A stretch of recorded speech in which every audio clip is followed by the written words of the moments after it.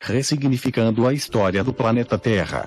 Esclarecimentos iniciais. Este documentário é uma versão completa que inclui duas visões distintas sobre um evento cósmico que venho estudando desde 2004, quanto à possibilidade de que realmente tenha ocorrido de forma a alterar consideravelmente a própria história do planeta Terra. Imaginar que possa ter ocorrido um evento envolvendo a Terra e a Lua, e que este foi responsável por mudanças significativas em nosso planeta, pode parecer pouco provável mediante alguns princípios da física, mas acredito que sejam ocasionados por fatores externos, ou por uma inversão do polo magnético da Terra.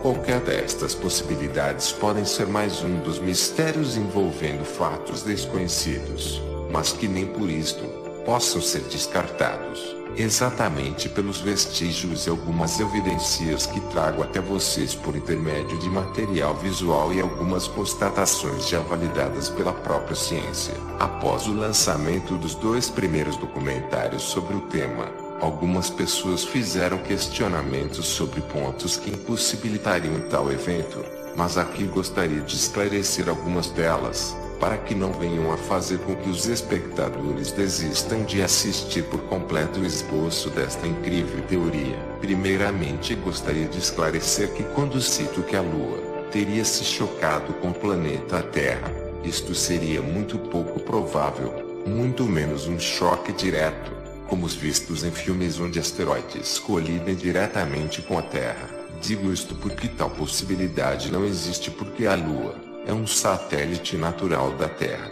e ela orbita ao redor de nosso planeta, e não em rota direta. Mas devemos compreender que a própria ciência afirma por intermédio de nova teoria, que no passado a Lua orbitava bem mais próximo do nosso planeta, e que provavelmente até mesmo os dias eram mais curtos. Já na minha teoria o que sugeria uma aproximação da Lua, mesmo estando em órbita e que por fatores citados acima, a mesma veio a resvalar na superfície terrestre.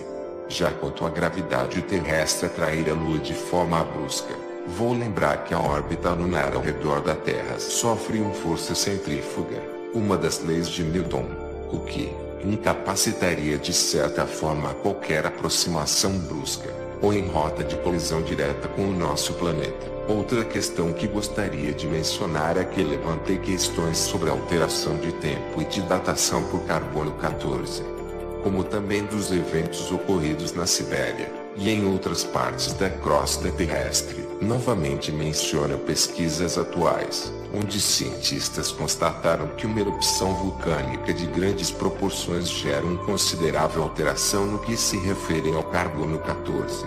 Sendo assim, se imaginarmos a quantidade de material vulcânico lançado na atmosfera, citando por exemplo, as erupções da Sibéria, ao lado de onde teria acontecido o contato com a Lua, a quantidade enorme de vulcões que surgiram de acordo com a separação dos continentes, incluindo inclusive as rachaduras oceânicas, que foram abertas por esta enorme energia, capaz de literalmente trincar o gigante sólido supercontinente de Pangeia, evento que inclusive aqueceu os oceanos recém-formados. Enfim, durante a exibição das figuras deste documentário poderemos imaginar o verdadeiro caos geofísico e suas consequências naturais ao longo do tempo necessário para a reacomodação e estabilização da nova estrutura geofísica da crosta terrestre, dos oceanos e até mesmo do clima. Por este motivo inclui tal evento como sendo o catalisador do chamado dilúvio e da deriva continental. Por último, gostaria de acrescentar uma nova evidência que foi descoberta na região do Vietnã, onde cientistas encontraram uma grande manta de magma que se estende por quilômetros, mas não encontraram nenhuma evidência de como poderia ter surgido tal material vulcânico. E eu digo, basta olharem as fotos do satélite que estão bem nítidas e descritas neste vídeo e verão que são um escoamento de magma vindo da borda de escape de material que fluiu do lado direito do Himalaia. Terminando portanto as minhas considerações iniciais, Vamos então ao vídeo e espero que gostem desta jornada pelo desconhecido universo dos mistérios. Peço apenas para se inscreverem no canal e deixar o seu joinha, o que irá ajudar bastante o canal para que possamos sempre postar novos vídeos. Alguns, claro, do tipo pensando fora da caixinha. Bom divertimento. Ressignificando a história do planeta Terra. Parte 1. A grande revelação sobre o evento cósmico que mudou radicalmente o nosso planeta. O dia em que a Lua se chocou com a Terra e alterou o destino da vida sobre nosso planeta. Após este evento titânico, a Terra teve que se adaptar a estas profundas alterações, e a vida sobre ela também. O evento que alterou a linha do Equador, inclinou o eixo terrestre, foi responsável pela separação dos continentes, do tão citado dilúvio, fazendo desaparecer civilizações lendárias em curto espaço de tempo. Este vídeo é uma espécie de resumo do documentário lançado neste canal no início do ano de 2019, com o título Ressignificando a História do Planeta Terra, o evento, parte 1, o primeiro episódio da série. É preciso questionar se falta uma parte na história, e sinceramente acho que sim. Acho que existe um episódio esquecido na história humana, e nós somos uma espécie com amnésia. Nós realmente não lembramos quem ou o que somos. Vamos ao vídeo resumo e boa viagem ao tempo. Foto número 1. Nesta foto, que foi a primeira foto do tópico de 2004, juntamente com um texto de abertura, levantei a questão de que eu, ao olhar esta foto do satélite, percebi nas extremidades da cordilheira do Himalaia, uma formação geológica que mais se parecia com um escoamento de material. Foto número 2. Postei então esta segunda foto com zoom do lado direito da cordilheira. Foto número 3. E esta focalizando a outra extremidade, parecia ao meu ver, como se algo tinha literalmente escorrido destas duas bordas. Foto número 4. Quanto à cordilheira do Himalaia, achei mais estranho o fato de que poderíamos traçar um círculo e a mesma acompanharia o desenho. Foi então que decidi fazer uma simulação. Foto número 5. Reduzi uma foto da Lua, procurando manter uma escala aproximada em relação ao planeta Terra, e ao colocá-la na imagem ampliada, pude observar que parecia que a Lua se encaixava quase que perfeitamente com o relevo que acreditava ter sido formado por um agente externo ao nosso planeta. Foto número 6. E foi aí que, como se um passe de mágica, a Lua se encaixava exatamente neste relevo. Foi com estas sequências iniciais de fotos que começamos o debate em questão, para levantar a hipótese de que nosso planeta tinha no passado colidido com a Lua, ou melhor, a Lua parecia ter resvalado na superfície da Terra exatamente nesta região. Foto número 7. Com a participação dos integrantes do grupo, foi iniciado as conversas, onde foi rebatido de imediato que a Índia é que estaria adentrando nesta parte do continente, havendo criado a cordilheira exatamente por causa deste deslocamento. Foto número 8. Fui então fazer algumas verificações com um software da época, onde eu podia fazer uma espécie de voo virtual por toda a área que estava sendo analisada, inclusive diversos tipos de medição. Foi então verificado que o deserto de Taklamakan, onde alguns diziam que nos tempos remotos, este deserto teria sido provavelmente uma região oceânica. Verifiquei detalhadamente o relevo e percebi que parecia uma espécie de prato, e isto não condiz com a teoria de que a Índia, estando adentrando no continente, seria responsável por tal formação. Mas sabendo que a Índia está realmente adentrando nesta região, me veio a pergunta, por que a cordilheira do Himalaia estaria sendo formada, se nesta região poderia ter havido o impacto da Lua? Foto número 9. E foi aí que me veio a resposta. Montei nova figura, onde demonstrava que com o impacto, a Índia inicialmente foi literalmente empurrada rumo ao Oceano Índico. Foto número 10. Mas ao se distanciar da crosta terrestre, o que aconteceu na verdade, foi sim um recuo natural, recuo este que vemos até hoje. Um outro fato me chamou na época a atenção. É que já foi encontrado em cima da cordilheira do Himalaia conchas do mar, e isto poderia ser explicado da seguinte forma: imaginando que a área do deserto de Taklamakan, sendo um oceano, com o impacto da Lua, poderíamos facilmente imaginar que houve algo similar a uma bola de basquete, caindo dentro de uma bacia de água, formando ondas ao redor, e espalhando até mesmo grande parte do material residual do fundo, que no caso aqui seria fundo de um oceano. Então fui novamente questionado com a argumentação que um tipo de impacto entre a Terra e a Lua, segundo as leis da física, seria impossível, e que por causa do efeito de atração gravitacional da Terra, a Lua iria se acelerando ao ponto de, ao colidir, destruiria nosso planeta. Foto número 11, 12, 13. Sim, compreendi que pelas leis da física, tal evento seria inadmissível, mas mesmo assim postei estas 3 fotos, argumentando que racionalmente, minha mente teria que negar tal hipótese. Mas confesso, algo dentro de mim dizia, não, realmente algo do tamanho da Lua colidiu nesta região da Terra, e toda esta formação geológica que se estende por vários lados, são vestígios deste evento cataclísmico. Foto número 14. Fui então analisar a crosta terrestre, mas especificamente as placas tectônicas. Foto número 15. Ao observar a placa da Eurásia e a Indo-Australiana, verifiquei que, em determinado ponto perto da Índia, a linha da falha, parecia que nesta região ocorreu uma espécie de cisalhamento, e se realmente a Índia estava adentrando no continente, creio que a posição deveria ser inversa. Encaixando a minha teoria com a posição deste cisalhamento, isto ao meu ver, indicava que a falha ainda estaria retornando à sua posição original, o que deixaria claro que houve uma ruptura devido ao impacto. A Índia teria sido deslocada para o oceano, igual esta descrito na figura, e no sentido das setas verdes, e agora estaria retornando. Comento aqui que no início do ano de 2019, já confirmei o sentido da pressão das placas, e que esta justifica não só o retorno, como também que em volta de toda a área do impacto, a pressão é incrivelmente simétrica. Figura 2019. Vamos à figura que analisei recentemente, em 2019, e a demonstração das linhas de pressão das placas, indicando que ao redor da zona de impacto, todas as placas estariam fazendo pressão ao redor desta área. Foto número 16.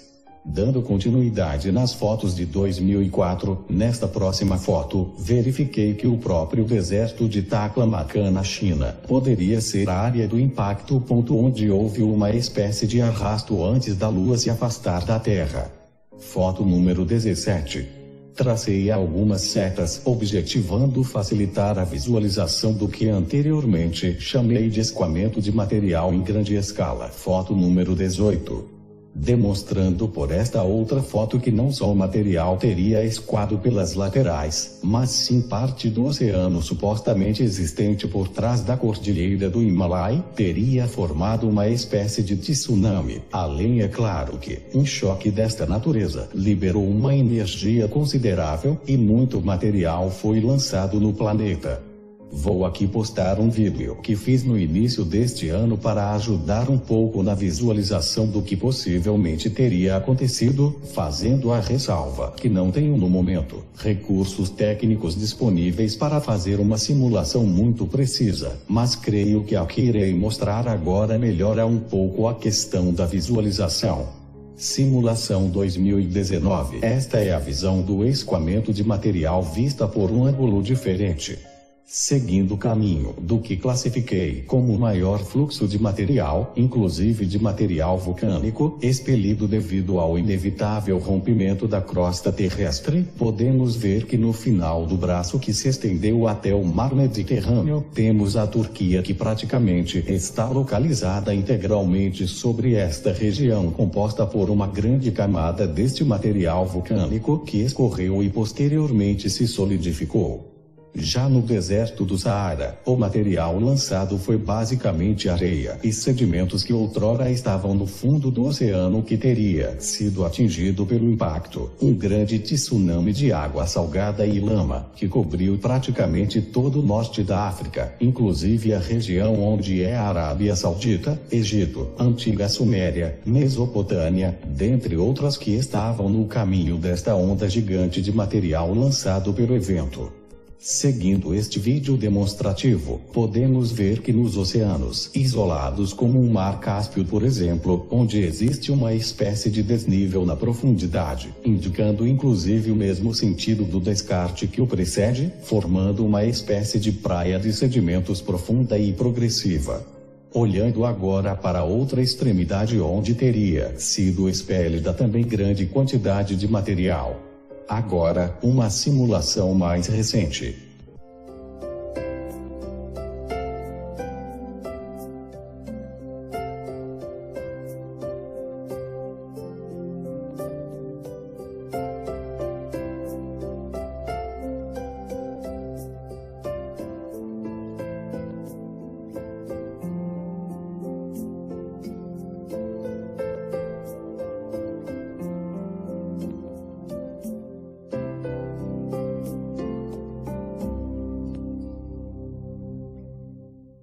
Voltando às fotos de 2004.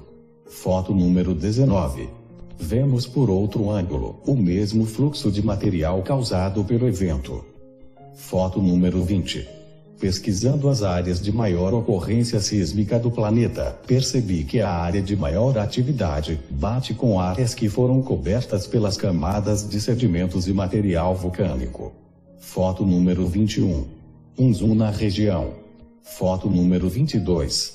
E por fim, em 22 de agosto de 2004, fiz a última postagem, e encerrei minhas postagens, fazendo uma citação ao recém-descoberto 13º planeta, que na época muitos chamavam de planeta chupão, tudo por causa de um possível campo magnético poderoso. Planeta este que já está sendo chamado atualmente de planeta X, mas nesta oportunidade eu ainda não tinha feito a conexão entre este planeta e a minha teoria da inclinação do eixo terrestre, nem mesmo a que foi discutida neste tópico, sobre a Lua ter sido responsável por esta inclinação, após ter um contato ou choque com o nosso planeta.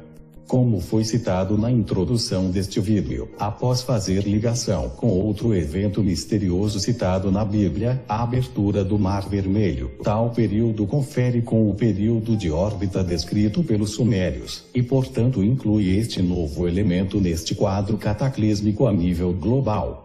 E encerrei minha participação neste tópico de 2004 com os dois últimos parágrafos, onde digo o seguinte. Digo, caros amigos, não podemos afirmar nem que sim nem que não. Todos os que se aventuraram em negar fatos pouco prováveis, ou até mesmo improváveis segundo o conhecimento científico da época em que viviam, fatalmente foram surpreendidos por novas teorias ou descobertas que colocaram fim em suas críticas ou afirmações. Da mesma forma, o inverso também pode acontecer. O melhor é não desprezar o que ainda não conseguimos compreender, mas também não se deixasse envolver por aquilo que não conseguimos ainda comprovar. Paz e luz. Apenas para complementar esta sequência de fotos e adicionado uma nova evidência, recentemente, no início deste ano, de 2019, ao voltar a pesquisar sobre o assunto, fiz uma nova descoberta surpreendente.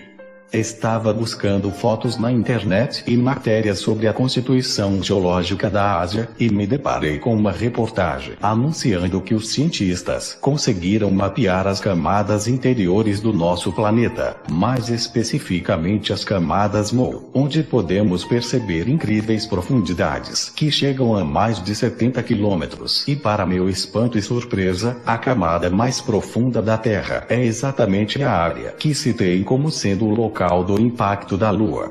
Creio que agora temos motivos de sobra para realmente analisar tal ideia com mais seriedade, tudo porque as evidências não param aqui, e a seguir ainda mostrarei algumas novas conclusões, reavaliando inclusive a possível data em que tal evento catastrófico ocorreu. A partir deste momento, como tenho absoluta certeza que tal evento cósmico, envolvendo nossa Terra e a Lua, realmente ocorreu, passo a fazer as colocações dentro desta linha de raciocínio, objetivando agora a entender a cronologia dos acontecimentos, sem esquecer que o eixo da Terra, com certeza teria sido inclinado por um choque desta magnitude, que apesar de parecer titânico e destruidor segundo as leis da física, com o concurso do chamado planeta X ou Nibiru, com seu campo gravitacional poderoso, pode ter de certa forma até mesmo entrado em ressonância com o campo gravitacional da Terra e feito com que a aproximação fosse um tanto menos impactante. Falo isto porque tal efeito gravitacional oriundo deste nosso possível visitante periódico poderia ter aberto o próprio Mar Vermelho, com o deslocamento repentino da maré, isto acontecendo na provável última passagem deste planeta, por volta do ano de 1336 AC, período que provavelmente teríamos alterações de clima, erupções vulcânicas e eventos correlatos, justificando até mesmo as pragas do Egito citadas na Bíblia. Como já disse anteriormente, se desconsiderarmos um fator desta natureza, e com tantas evidências cravadas na superfície de nosso planeta que indicam claramente a veracidade desta teoria, volto a dizer que só se a Lua fosse uma nave espacial poderia fazer tal aproximação e contato diferenciado, o que não creio por total falta de evidências, ou na pior das hipóteses, teríamos que admitir que um outro corpo celeste teria resvalado em nosso planeta, e isto seria mais improvável que admitir que nosso próprio satélite natural foi quem se chocou com a Terra, inclusive levando em conta as dimensões e marcas deixadas na área de impacto. Resignificando a história do planeta Terra.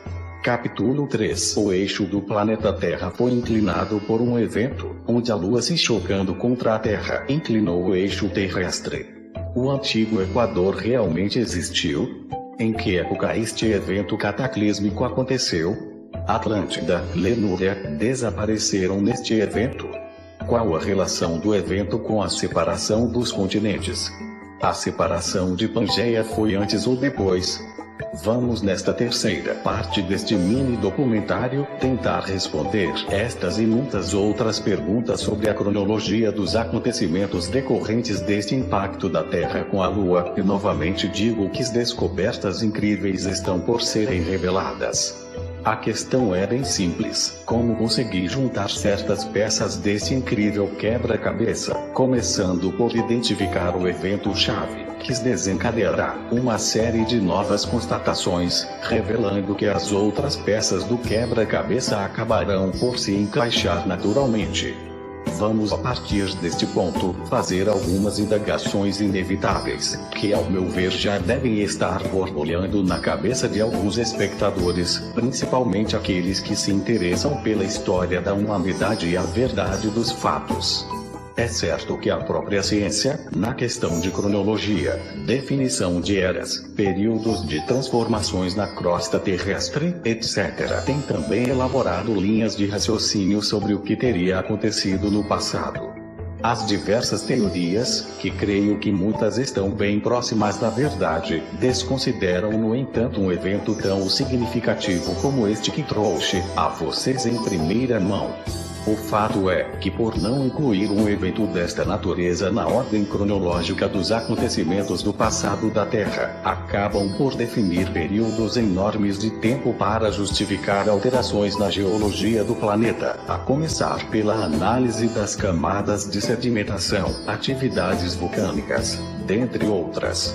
Um evento cataclísmico desta natureza acaba em curto espaço de tempo, causando alterações no nosso planeta que, sem ele, levariam centenas de milhares de anos para que de forma natural, o planeta proceda tais alterações.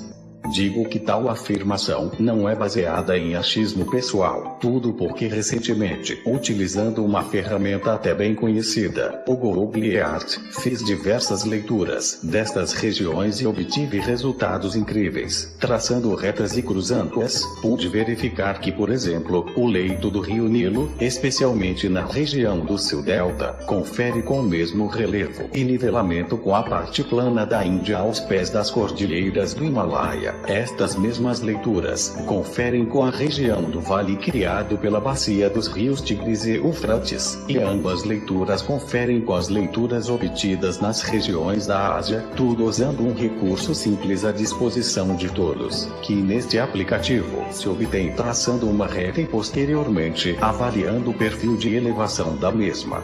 Os resultados desta investigação foram surpreendentes, inclusive ao mapear as duas laterais da cordilheira do Himalaia, traçando duas retas perpendiculares, por onde chamei de zona de escoamento de material.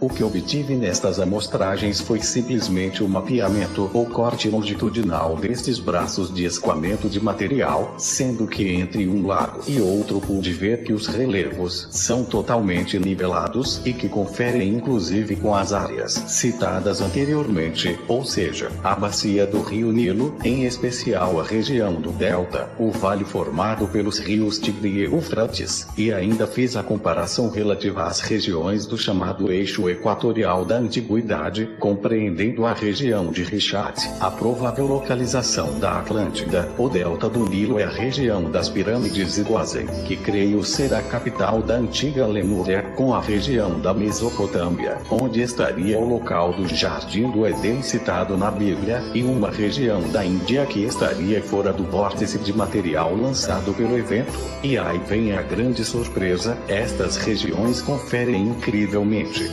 revelando de forma surpreendente, que realmente existe uma capa de material que foi lançado pelo evento, e que aproveito agora para mostrar o resultado destas medições. Vamos ao vídeo.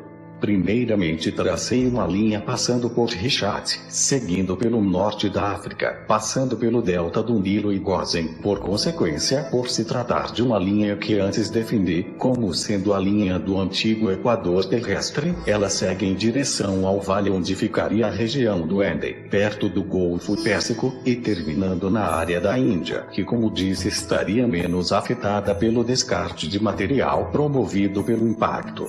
Percebam que ao solicitar uma visão do perfil de elevação, veremos que existem regiões, que diríamos já limpas, onde o relevo é idêntico. O restante, correndo as áreas de maior altitude, vemos que compreendem exatamente a área onde houve descarte de material, no caso do deserto do Saara, Egito, Mesopotâmia, e o maior volume de escoamento, que seria onde está localizado o Irã. Logo após na Índia, o relevo volta a tornar-se plano e com leitura equivalente às áreas citadas como áreas posteriormente limpas. Esta é outra evidência irrefutável de que houve realmente uma espécie de revestimento de material nestas regiões específicas, mas que, como disse, o material lançado se estendeu inclusive por outras regiões. E até poderemos verificar posteriormente.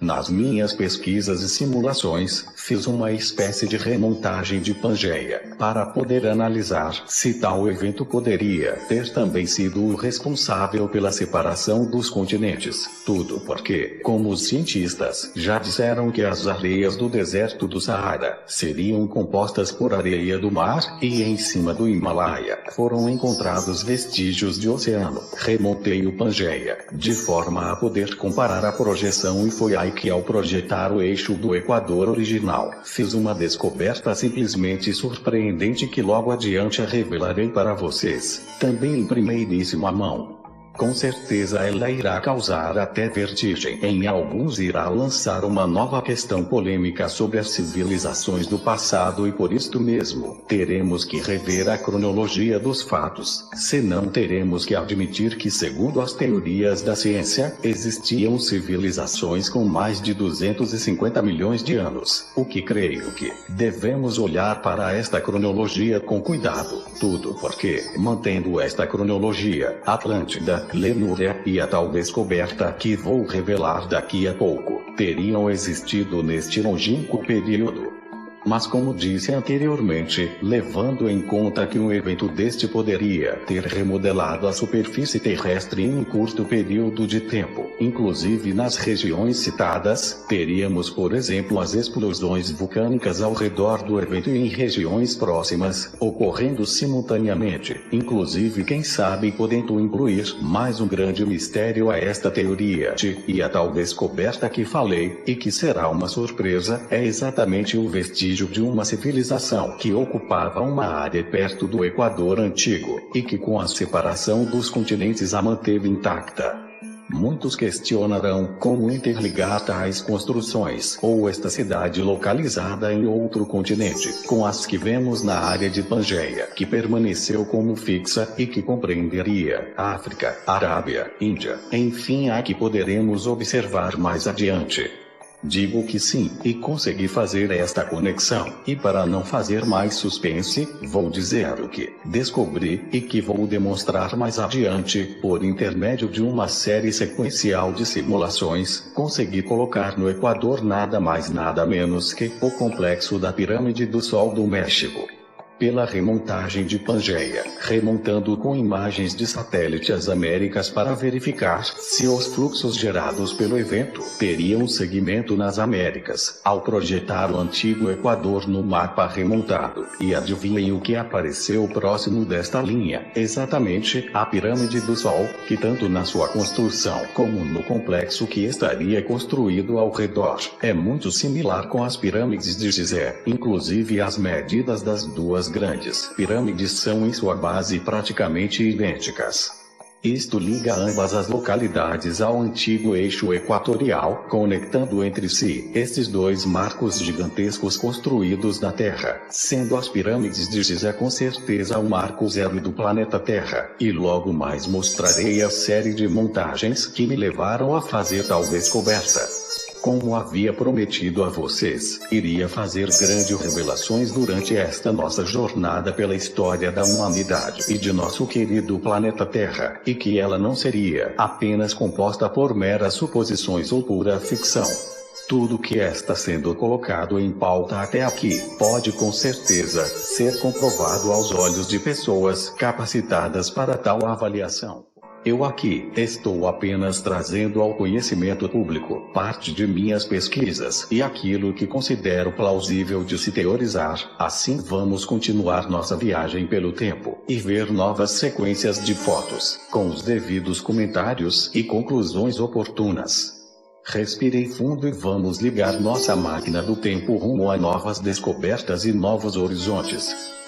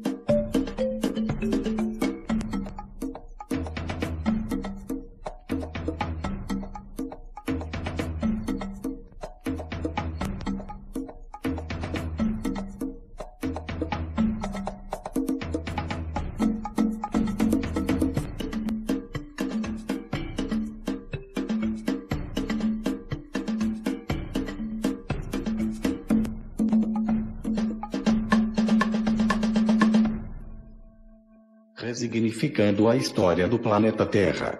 Capítulo 4. Final: o eixo do Equador da Antiguidade. O evento cambiano, contato Terra-Lua, resignificando a cronologia e remontando o quebra-cabeça das civilizações. Considerações e conclusões. Vamos, nesta última parte, tentar vislumbrar este novo panorama histórico, incluindo este novo evento do choque entre a Terra e a Lua, compreendendo que foi com certeza uma espécie de divisor de águas na história de nosso planeta. Evento este que vou chamar de evento cambiano, nome que defino porque creio que tal acontecimento cataclísmico a nível planetário foi com certeza um fator que promoveu profundas alterações em nosso planeta e que cambiou com certeza todo o panorama da superfície terrestre, devido ao seu impacto sobre a vida pré-existente no planeta, e como veremos a seguir, pode justificar o desaparecimento de algumas civilizações lendárias. Iremos agora tentar encontrar e remontar as peças deste enorme quebra-cabeça, para podermos visualizar as mudanças sobre o que realmente aconteceu em nosso planeta em tempos remotos, dentro desta nova linha de raciocínio e do período que a Terra teve que atravessar. O que chamarei de período cambiano compreende o exato momento em que houve o choque de nosso planeta com seu satélite natural, dando sequência a todos os eventos que se seguiram, se encerrando no momento em que nosso planeta se reestabilizou, só que com uma linha do Equador alterada, fazendo surgir, por exemplo, as estações do ano. Isto gerou alterações no eixo de rotação do planeta e no campo geomagnético, devido à inclinação em relação à elíptica do Sol e demais alterações geofísicas, e que promoveu a própria separação dos continentes. Adianto que, em diversas simulações e avaliando o impacto que tal evento poderia ter ocasionado na superfície terrestre, posso afirmar que, realmente, este evento foi responsável, não só pela mudança e inclinação do eixo terrestre, como também pela separação dos continentes e a nova configuração oceânica que podemos observar até hoje. Esta visão com certeza altera significativamente a cronologia, bem como faz cair por terra algumas teorias sobre a história de nosso planeta, principalmente sobre a separação de continentes, o desaparecimento de civilizações lendárias, os eventos misteriosos na Sibéria, Turquia, dentre outros, que agora podem ser ressignificados e reavaliados dentro desta descoberta que considero um novo marco na história dos eventos em nosso planeta.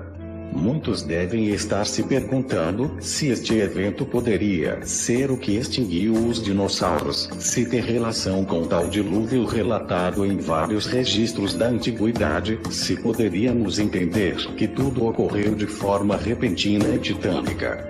Digo que sim, existe com certeza a possibilidade de que tal ocorrência possa de alguma forma reunir em um único evento ou período todas estas ocorrências de forma a se encaixarem diante da sequência dos efeitos e suas consequências naturais, decorrentes de um único evento principal. O Oceano Tétis estava localizado bem no local do impacto, sendo que o Pantalassa estaria localizado no outro lado, como podemos ver nesta figura, que se baseia em uma das teorias sobre como era o supercontinente de Pangeia e a disposição geográfica na época. Assim teríamos uma explicação sobre a origem das areias do deserto do Saara, e que estas seriam camadas de sedimentos que formam uma espécie de capa de cobertura de material oriundo do Oceano Tétis, sendo que, por debaixo destas camadas, como podemos perceber no vale do rio Nilo, por exemplo, são encontrados solo fértil, e até algumas construções e templos antigos, e que estes poderiam ter sido construídos há 12.000 anos atrás, fato que já foi estudado no caso da Esfinge e o Templo de Osíris, um grande mistério ainda para os arqueólogos e egiptólogos. Agora levanto uma questão muito importante: como podemos ter construções tão grandiosas soterradas nestas camadas, se o Egito só foi unificado por volta de 3200 a.C. ou 2778 a.C. por Nadler, o chamado unificador, e que foi só a partir deste período que teríamos a primeira dinastia e o primeiro faraó? Logo vem a pergunta: quem construiu realmente a Esfinge? E se ela é tão antiga, por que a primeira grande pirâmide foi erguida somente milhares de anos depois? Ou será que, se levarmos em conta que tal evento envolvendo a Lua poderia promover todas as alterações que, segundo os cientistas, levaram centenas de milhões de anos, em apenas um curto espaço de tempo? Creio que a cronologia da história do planeta Terra deveria ser revista ou ressignificada. Muitos irão dizer que nada, Pangeia só tinha dinossauros, e o homem somente surgiu há poucos milhares de anos sobre a Terra. E eu diria o seguinte, que este evento realmente aconteceu, independente do período que tenha ocorrido este impacto. As evidências já são muitas, pelo menos as que já consegui reunir, o que se fosse colocar e explicar todas, este vídeo ficaria enorme. Logo, como explicar que por baixo desta capa de material, existem vestígios de civilizações? Bem, não quero misturar teorias envolvendo ciência com religião ou textos de civilizações milenares, mas me parece que a explicação deste evento seria mais condizente com estes relatos antigos, e volto a dizer que isto pode ser até validado, caso os geólogos, arqueólogos, dentre outros, passem a reavaliar tal possibilidade. E quem sabe, terão que dar o braço a torcer para o que antes era tido como lenda ou mito. Mas vamos retornar ao nosso quadro geral. Novamente vamos rever agora como ficou o nosso mapa da antiga linha equatorial antes da inclinação do eixo terrestre, para que eu possa fazer algumas colocações. Vamos ao quadro atualizado. O que me chamou mais a atenção neste quadro é o alinhamento do complexo da Pirâmide do Sol do México com as pirâmides de Gizé no Egito. Só que tal alinhamento só seria possível levando em conta que ambas teriam que ser construídas antes da separação de Pangeia. Por este mesmo motivo e pelo fato de que ambas seguem alinhamentos que ligariam de certa forma o planeta Terra ao cosmos, ao meu ver, isto as interligariam por princípios de construção análogos. Não devemos esquecer que, atualmente a Pirâmide do Sol, que tem na sua base praticamente as mesmas dimensões da Pirâmide do Egito, estaria desalinhada, tudo porque com a separação das Américas, houve consequentemente uma alteração com a mudança de posição do México, América Central, em relação ao que não teria sido alterado, que seria o que chamo de um marco zero do planeta Terra, e que demarcaria a própria capital de Lenúria. Isto me leva a crer que, na verdade, a Grande Pirâmide foi construída pelos Lemurianos, a civilização que precedeu e estaria abaixo do Antigo Egito. Isto inclusive pode ser aplicado a outras civilizações que foram, por exemplo, encontradas soterradas e no nivelamento abaixo do material liberado pelo evento. Para aqueles que vão querer dizer que o homem somente teria sido criado após este evento planetário, acho que se entendermos ou constatarmos que existiram habitantes no planeta Terra antes deste evento global, eu diria que teríamos então que admitir que tais vestígios de civilizações só poderiam ser de séries de outros planetas colonizando a Terra. Algo que os chamados conspiracionistas já dizem de alguma maneira, inclusive isto de certa forma consta no livro Eram os Deuses Astronautas. Livro escrito em 1968 pelo suíço Erich von Däniken, em que o autor teoriza a possibilidade das antigas civilizações terrestres serem resultados de alienígenas, ou astronautas, que para as épocas relatadas teriam se deslocado. Neste livro, o autor apresentou como provas ligações entre as colossais pirâmides egípcias e incas, as quilométricas linhas de Nazca, os misteriosos moais da Ilha de Páscoa, entre outros grandes mistérios arquitetônicos. Ele também cria uma teoria de cruzamentos entre os extraterrestres e espécies primatas, gerando a espécie humana. Dizia o autor também que esses extraterrestres eram considerados divindades pelos antigos povos. Daí vem a explicação do título do livro. Já o que apresento aqui neste vídeo são simplesmente novas teorias ou algumas suposições, inclusive a ideia de que os tais Nephilim seriam os dinossauros, mas volto a dizer, constatemos a veracidade da teoria do impacto Terra-Lua e isto certamente forçará uma mudança considerável na nossa forma de avaliar a sequência de eventos, inclusive na questão de datação pela análise das camadas geológicas. Um detalhe importante, percebi visualmente em uma montagem de Pangeia, diante da aplicação de um filtro na foto de satélite, que existe a possibilidade de que nos Estados Unidos, na América Central e até na América do Sul, podemos ter algum vestígio ou projeção dos resíduos lançados pelo evento. Isto talvez explique, por exemplo, os terrenos desérticos nestas regiões, inclusive a quantidade de areia que pode ser encontrada no solo da floresta amazônica, por exemplo.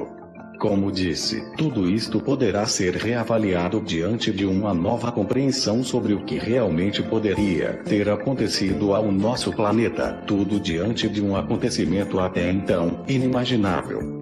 Esta é a foto que mencionei, assim concluo nesta primeira parte deste documentário, que realmente houve um evento titânico a nível cósmico. Este evento foi responsável por consideráveis alterações em nosso planeta, inclusive pode ter sido o responsável pelo desaparecimento de lendárias civilizações. Quanto à posição da Atlântida, vejo que esta teoria poderá ganhar força, levando-se em conta que mesmo estando seus vestígios no norte da África, ela teria sido engolida e destruída pelo tsunami de água do mar, lançado pelo impacto da Lua, e isto validaria a ideia de que Lenúria também teria desaparecido, ou como dizem, ter sido engolida pelo mar. E é por este motivo que eu faço a suposição de que a Grande Pirâmide do Egito e a própria Esfinge seriam o vestígio desta civilização.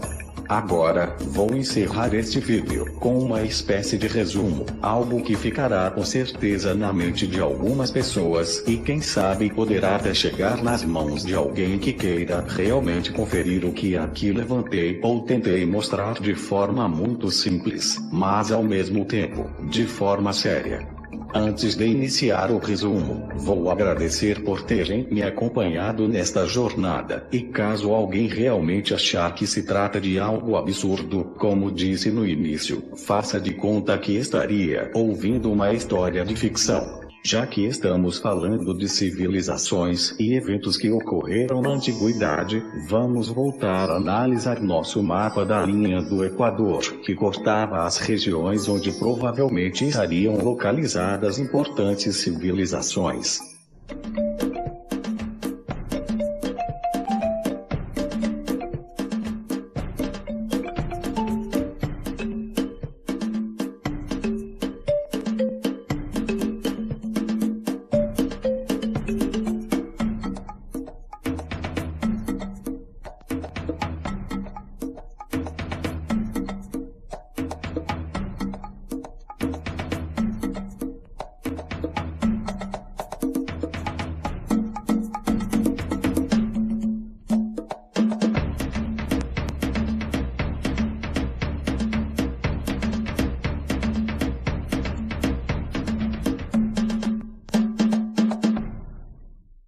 Como já tinha dito a vocês, desde que encontremos uma referência verídica, como o evento Terra-Lua, e a compreendemos, as conexões com várias outras evidências se torna muito mais fácil.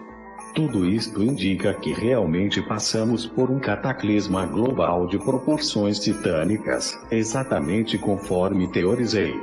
E tem mais, vejam o norte da América do Sul, exatamente perto da América Central, onde passava a antiga linha do Equador, e que remontando Pangeia, teorizei que pelo fato dos continentes ainda estarem juntos, houve propagação de material nas Américas.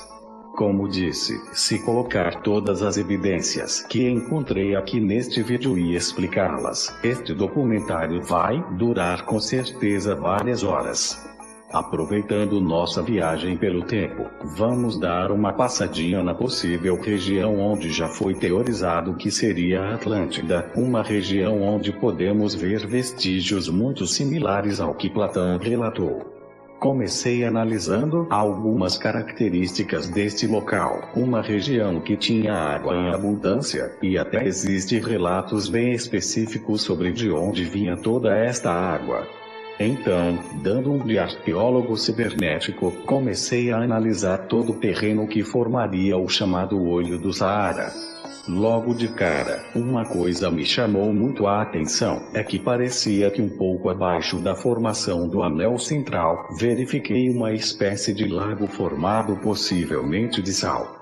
Lembrei que se a Atlântida tivesse sido engolida pelo tsunami de água salgada proveniente dos oceanos de Tétis, poderia ser algum acúmulo. Fui olhar um pouco mais de perto, e percebi que na verdade, existia um caminho que levava ao centro da formação de Richat. Parecia que durante um tempo, do meio de uma estranha formação, minou água salgada, e esta escorreu pelo relevo, e se acumulou na primeira depressão. Dando um zoom e acompanhando este caminho por onde a água salgada poderia ter se originado, veio outra surpresa. Vamos ao passeio virtual.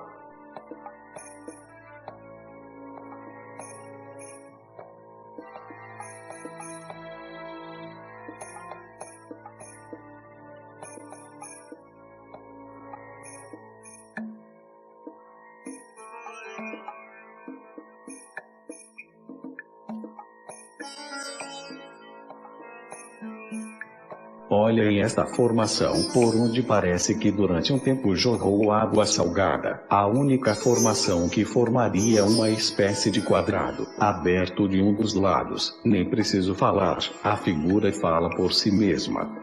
Esta estranha e aparentemente simétrica formação, creio se tratar da base ou fundação da fonte de Netuno, que existia bem no centro da cidade de Atlântida. Uma dica para os arqueólogos ou caçadores de cidades perdidas. Creio que se ali escavarem, poderão ter uma surpresa. Se realmente constatarem que ali foi uma espécie de fonte, está confirmado indiscutivelmente a localização da Atlântida, e creio que tal formação pode indicar até vestígios de alguma fundação.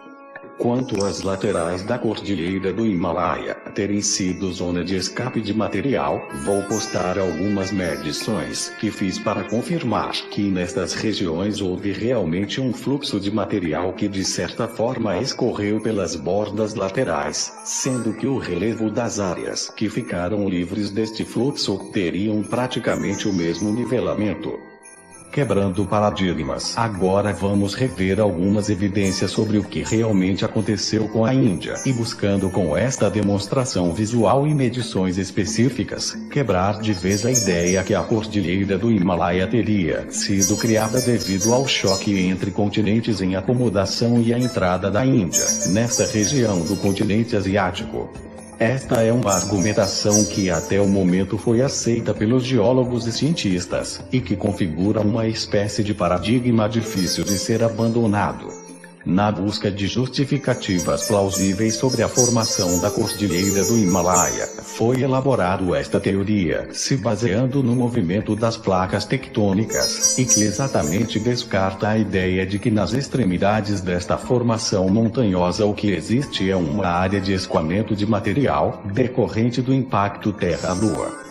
Alguns pontos chaves que defendi anteriormente, agora pode ser melhor visualizado e até aferido diante do uso de ferramentas tecnológicas que dispomos no momento, e é com esta ferramenta acessível a todos, que pretendo demonstrar que as formações não são decorrentes da compressão da Índia sobre o continente, e sim como o resultado de um retorno desta região ao seu local de origem. Inicialmente podemos verificar que nas duas extremidades da Índia, realmente existem formações que parecem rugas, que segundo teoria defendida pelos cientistas até hoje, teriam sido formadas pela compressão desta faixa de terra em relação ao continente. Mas o que podemos perceber pela análise criteriosa das imagens e pelas medições da elevação do solo é que, na extremidade da esquerda, olhando no sentido oceano-cordilheira, vemos que existe incontestavelmente um corredor de material que se estendeu da cordilheira até o Mediterrâneo, formando uma espécie de braço. Se nos basearmos na ideia que a Índia teria adentrado nesta região, este braço ou linha de escoamento de material não poderia se estender por uma região tão grande. Isto nos deixa claro que na verdade este braço teria sido formado por escoamento de material sedimentar no oceano, seguido por material vulcânico, devido às rachaduras causadas no epicentro do impacto. Basta, portanto, analisar a composição desta capa de material para verificarmos que houve sim um lançamento enorme de material por toda esta região. Outra forma de se comprovar que tais formações não são decorrentes do movimento da Índia é fazendo medições nos territórios que não foram diretamente afetados pelo fluxo. Logo, podemos perceber que nas laterais destas formações, temos um terreno que foi interrompido por uma espécie de montanha de sedimentos, tendo de ambos os lados, na questão da elevação, um relevo incrivelmente nivelado. Primeiramente vamos observar e comparar o relevo do escoamento da direita, onde podemos perceber que o volume de material expelido pelo evento foi consideravelmente menor. Podemos perceber que olhando para o corte transversal, temos visualmente a visão deste escoamento. Vamos primeiramente observar a formação da direita, a que apresenta menor alteração. Farei medições quanto à elevação e poderemos perceber que, de ambos os lados existe uma área que aparentemente não sofreu o efeito de alteração da superfície. Fazendo uma medição da elevação, podemos perceber que existe uma espécie de nivelamento entre estas regiões. Voltando à teoria do escoamento de material, podemos perceber claramente que o que existe é uma grande faixa de relevo alterado, indicando sim que se trata de um escoamento de material, exatamente pela extremidade da borda que foi comprimida devido ao impacto, como podemos perceber. Já na outra extremidade, estaria o indicador de que não se trata de um efeito, devido à compressão desta área.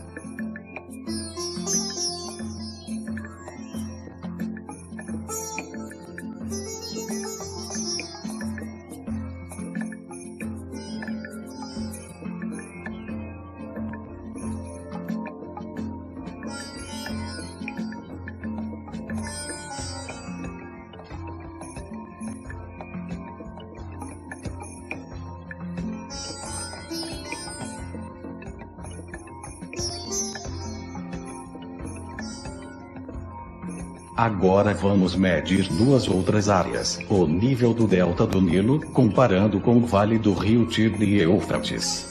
Vemos que a elevação das duas áreas que, segundo já expliquei, foram de certa forma limpas, devido ao fluxo destes rios. Podemos perceber o que chamo de camada de material que foi lançado, e no Irã, podemos ver a camada que escorreu até a Turquia, e que teria uma composição diferente, por se tratar de material vulcânico, que fluiu e encobriu todas as regiões por onde passou, como uma espécie de rio de lava, encobrindo inclusive o material sedimentar oceânico que anteriormente teria sido lançado. Desta forma fica explicado tais formações geológicas e que a formação esquerda que se prolonga até o mar Mediterrâneo, quebra de vez a teoria de que a formação da cordilheira do Himalaia seria a entrada da Índia no continente. Se assim o fosse, existiria uma espécie de dobra ou enrugamento, falando de forma simples, apenas na região citada próximo à cordilheira e não todo este escoamento, que se seguiu por mais de 4.350 quilômetros. E para encerrar esta análise, vamos ver a figura com relevo de toda esta região, onde fica mais do que claro que houve o descarte de material devido ao impacto da Lua com nosso planeta. Inclusive, como já disse anteriormente, acredito que as erupções vulcânicas da Sibéria foram devido à pressão exercida pelo impacto logo abaixo, que de certa forma trincou a crosta terrestre naquela região. Realmente existem evidências claras e que forçariam a reavaliação pelos cientistas quanto a esta nova teoria, tudo porque atualmente atribuem tal evento ao período Permiano, há 252 milhões de anos atrás. Mesmo que esta data possa estar correta, o que não creio, tal sequência de erupções com certeza foi ocasionada pelo evento Terra-Lua, sendo que todo este material lançado no globo terrestre foi sem dúvida consequência de um único acontecimento titânico e portanto isto reduz drasticamente o tempo estipulado. Tempo este que foi calculado sem que os cientistas pudessem incluir uma ocorrência tão fantástica como esta. Ou seja, o dia em que a Lua se chocou com o planeta Terra. Difícil de acreditar, mas as evidências não negam tal fato.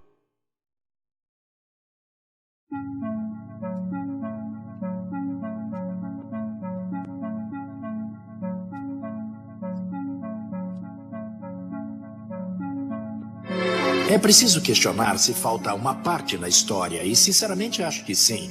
Acho que existe um episódio esquecido na história humana, e nós somos uma espécie com amnésia. Nós realmente não lembramos quem ou o que somos. A Lua realmente se chocou com o planeta Terra.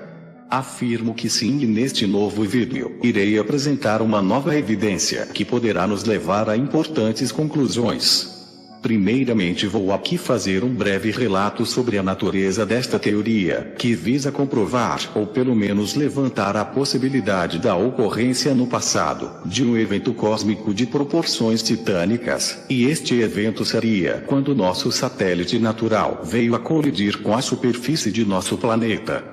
Como já disse em vídeos anteriores, apesar de parecer fantasioso contradizer certas leis da física, sendo pouco provável aos olhos de muitos cientistas, creio que consegui evidências suficientes para que no mínimo chame a atenção de algumas áreas da ciência para que, diante desta nova descoberta e de argumentos lógicos, sejam ressignificados os eventos que realmente ocorreram em nosso planeta. No primeiro vídeo, onde apresentei no início de 2019 parte de meus estudos e pesquisas, percebi por parte de grupos ou pessoas ligadas a diversas áreas acadêmicas, certa resistência em comentar ou até colocar em seus pontos de vista sobre o que foi anteriormente apresentado. Creio que esta recusa ou desinteresse se deve ao fato que nos vídeos anteriores mencionei algumas lendas de civilizações antigas e até mesmo certos relatos descritos em livros sagrados, mas aqui esclareço que o objetivo de ter mencionado tais relatos é pelo fato de que, se tal evento realmente tivesse acontecido, deveríamos encontrar algum tipo de menção ou até mesmo conexão lógica entre eles. Foi citado anteriormente algo que poderia levantar dúvidas ou questionamentos sobre a natureza deste trabalho, tudo porque citei a passagem de um astrovisitante periódico, relatado nos registros sumérios, para tentar justificar a possibilidade de tal impacto, visto que pelas leis da física, deveria ter havido um grande desequilíbrio no campo gravitacional da Terra, para que a Lua pudesse se aproximar e resvalar na superfície terrestre, sem que houvesse a destruição de nosso planeta.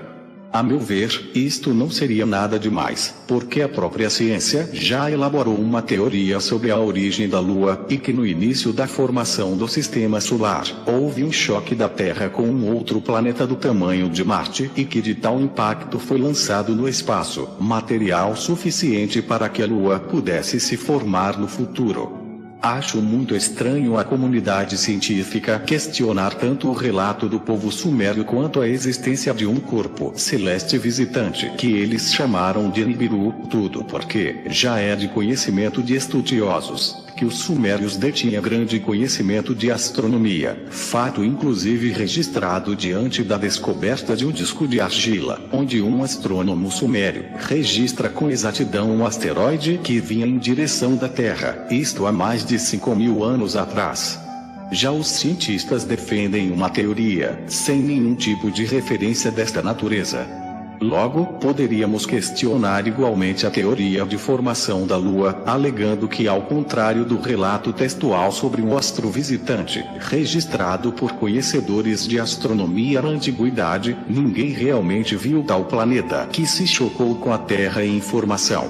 Sendo assim, considero que deveríamos ao menos admitir a possibilidade de que na antiguidade, alguém poderia realmente ter registrado a passagem deste astro periódico. Mas o que quero deixar agora bem esclarecido é que, apesar de inúmeras evidências na crosta terrestre e da possibilidade de ter havido realmente um impacto entre a Terra e a Lua, necessitava de um agente causal para justificar a própria natureza deste descontrole no campo magnético de ambos os corpos celestes, envolvidos nesta colisão, e que, a passagem de um terceiro astro de grandes proporções, e com um campo magnético considerável, poderia causar não só o desequilíbrio necessário para que a Lua se aproximasse da Terra, como nesta triangulação, fazer com que a Lua resvalasse e não colidisse diretamente contra nosso planeta e acabasse o destruindo, como as leis da física poderiam determinar. Mas caso os cientistas encontrem outra explicação para o fato de que a Lua poderia se aproximar e resvalar na Terra, a menção sobre este astro visitante seria a priori desnecessária. Adianto apenas que, mesmo sem incluir a influência de um corpo celeste, as evidências na crosta terrestre, e a nova evidência que vou apresentar neste vídeo, são suficientes para pelo menos mostrar que realmente algo ocorreu entre a Terra e a Lua, e pelas marcas e vestígios, se tratou de um evento de proporções cósmicas e titânica, justificando inclusive a inclinação do eixo terrestre, o dilúvio, e em especial a separação do supercontinente de Pangeia, explicação bem plausível diante do fato de que, para separar o gigantesco continente e trincar toda a crosta terrestre, necessitaríamos de um evento cósmico de tais proporções, ou será que poderíamos admitir que a Terra pudesse por si mesma promover tal alteração?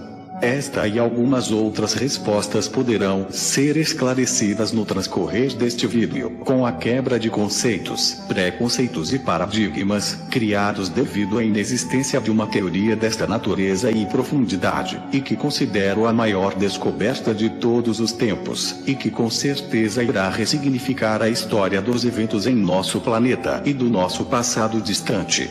Mas o fato é que, mencionar lendas ou relatos antigos, não seria o problema, porque o objetivo era realmente tentar interligar todos eles, diante de uma nova descoberta que com certeza irá mudar os livros de história e até negativar algumas teorias defendidas pela ciência até o momento.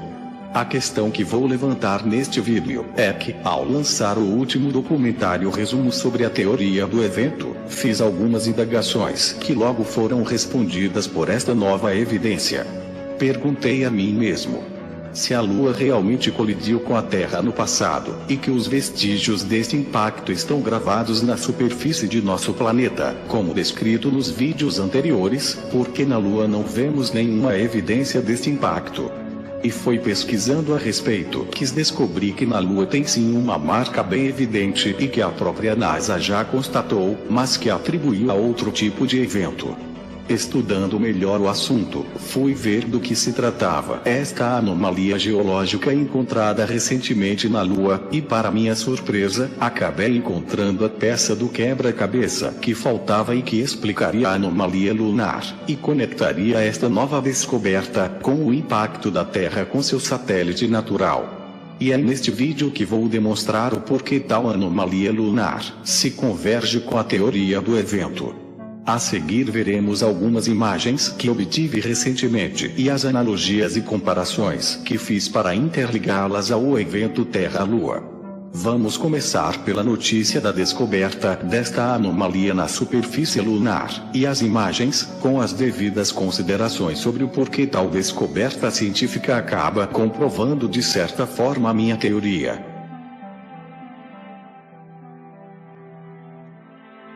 Vamos às imagens sobre uma anomalia encontrada pelos astrônomos na superfície da Lua.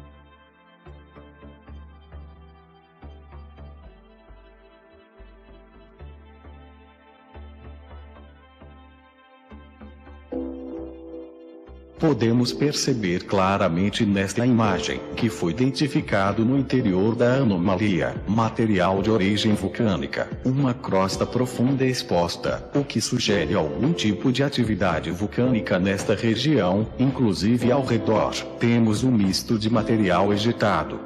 Para justificar tais formações geológicas, os cientistas levantaram a hipótese de que um asteroide de grandes proporções teria se chocado com a Lua, justificando assim a grande massa metálica incrustada no centro desta anomalia geológica.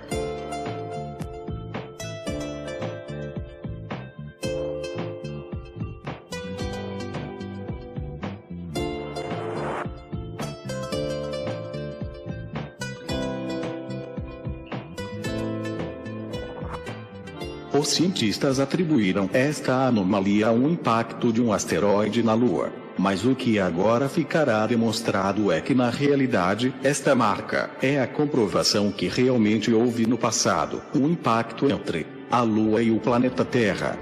Vamos a seguir observar a convergência entre ambas as marcas. Primeiramente, aqui já demonstrei anteriormente como sendo o local do contato na crosta de nosso planeta, onde podemos ver claramente que, em comparação com a anomalia na crosta lunar, as dimensões aferidas são incrivelmente idênticas, o que sem sombra de dúvida, torna totalmente admissível que ambas as marcas geológicas foram causadas pelo mesmo evento cósmico, ou seja, um evento ou contato entre o nosso satélite natural e o nosso planeta. Exatamente como já fora descrito em minha teoria elaborada em 2004 e apresentada publicamente em janeiro de 2019.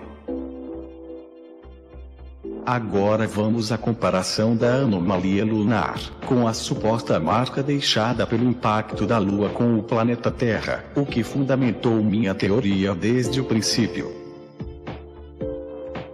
Inicialmente vamos fazer uma medição na superfície terrestre, utilizando um software bem conhecido, o Google Earth.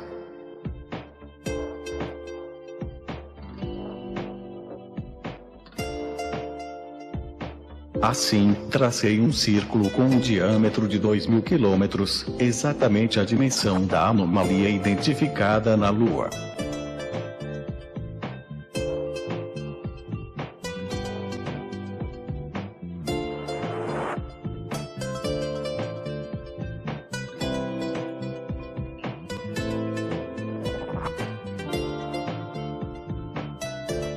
Agora vou fazer o mesmo processo na superfície da Lua, para podermos visualizar a tal marca misteriosa.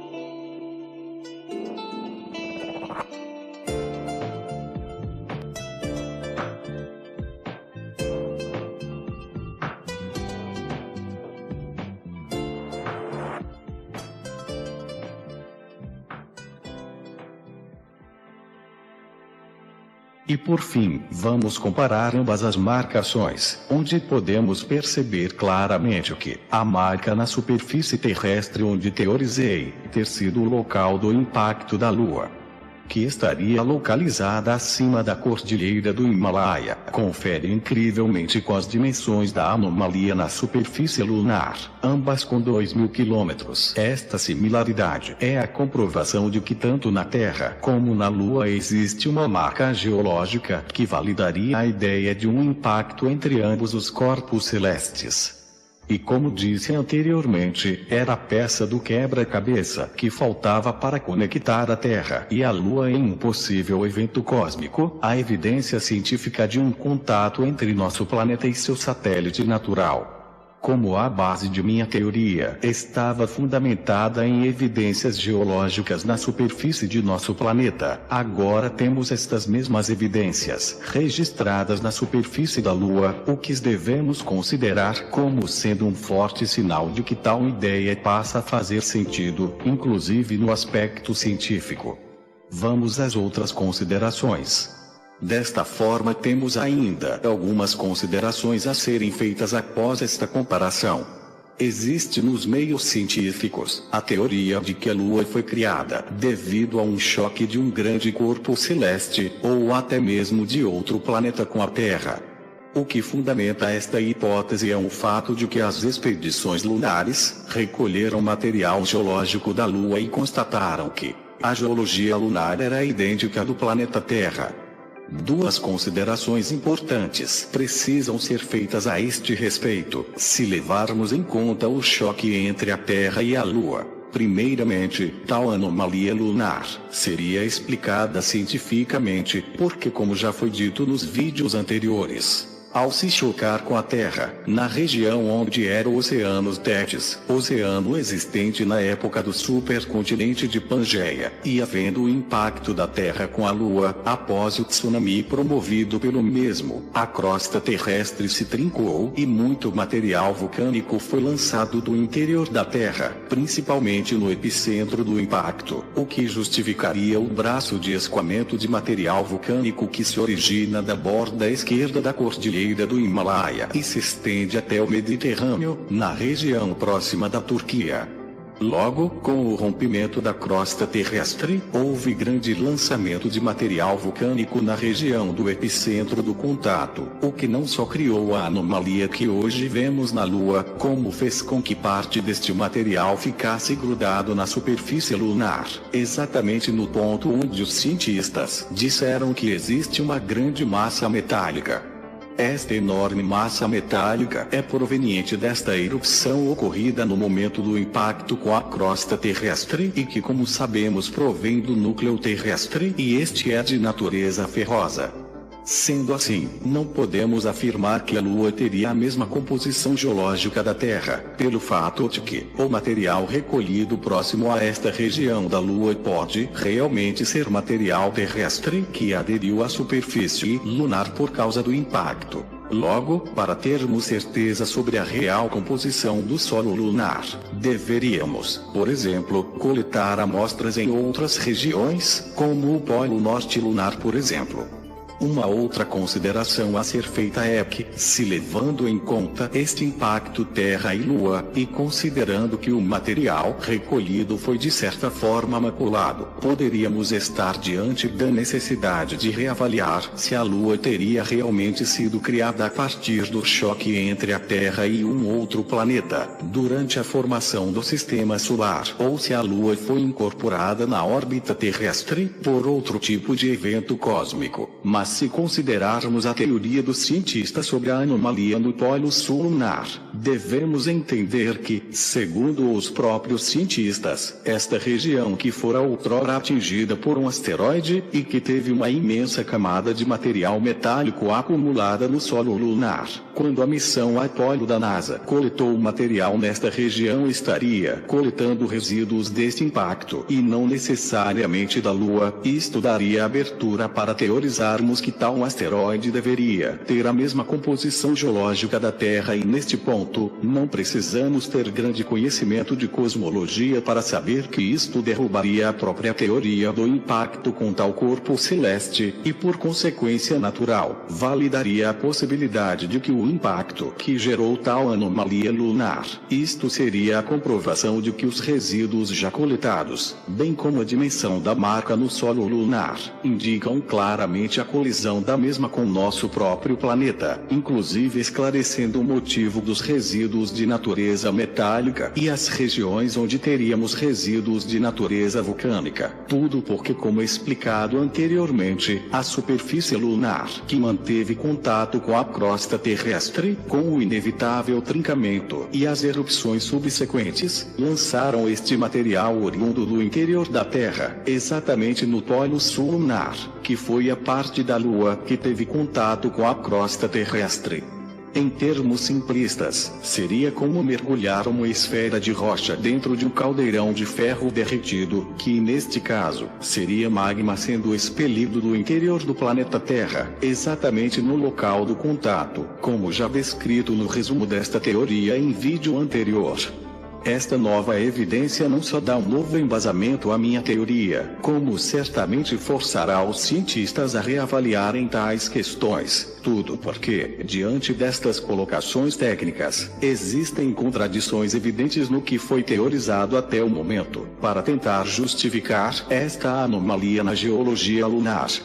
Outra questão que queria que neste momento ficasse bem clara é que para justificar uma massa metálica soterrada na Lua, com imensas proporções, 5 vezes maior que o arquipélago do Havaí, com uma superfície de 10.430 km² e 12 km de profundidade, e que é responsável por criar uma deformação na superfície lunar de aproximadamente 9.000 metros de profundidade, conforme figura anterior, não poderia ser um simples asteroide, e que os vestígios de material vulcânico só poderiam ser de origem de uma erupção ou ejeção de material vulcânico lunar, e por consequência, a Lua no momento do impacto com o asteroide, teria que lançar na superfície material vulcânico oriundo do seu interior. Já com a teoria do impacto da mesma com a Terra, este material teria sido de origem vulcânica terrestre, negativando uma outra teoria atual de que o interior da Lua teria um núcleo ativo, similar ao da Terra. Logo, a Lua sem núcleo ativo, sem possibilidade de erupção, não havendo possibilidade de ter erupção vulcânica, não existe a possibilidade de haver vestígios de material vulcânico na superfície, pelo menos de origem lunar. Alguns leigos até poderiam imaginar que o material vulcânico fosse do asteroide, mas já sabemos que asteroides não têm núcleos desta natureza, e muito menos atividade vulcânica em seu interior. Olhando por todos estes aspectos, a ideia de um possível impacto ou contato da Lua com a Terra passaria a justificar tais evidências. E o argumento agora mais forte é exatamente o fato de que nesta região lunar foi coletado material da mesma constituição geológica do planeta Terra. Assim, a anomalia lunar se liga à Terra não só pelo aspecto das dimensões, mas também pelas evidências geológicas praticamente idênticas. Como podemos perceber, muita coisa precisa ser reavaliada, de forma a realmente explicar o que aconteceu e não pela falta de argumentos, simplesmente passar a teorizar eventos aleatórios e desconectos, sem que estes atendam ou expliquem todas as evidências já identificadas pelos cientistas. Creio que a teoria do asteroide acaba de cair por terra, diante destas colocações, e a teoria do impacto da Terra com a Lua ganha maior força e ainda pode explicar racionalmente, e até cientificamente os vestígios geológicos encontrados nesta região lunar. Para aqueles que ainda não se convenceram de que, dentro da história do planeta Terra, ocorreu uma colisão entre o nosso planeta e seu satélite natural, no final deste vídeo vou colocar o resumo sobre este evento, onde outras evidências serão apresentadas, e que estas se conectam com a evidência da anomalia lunar.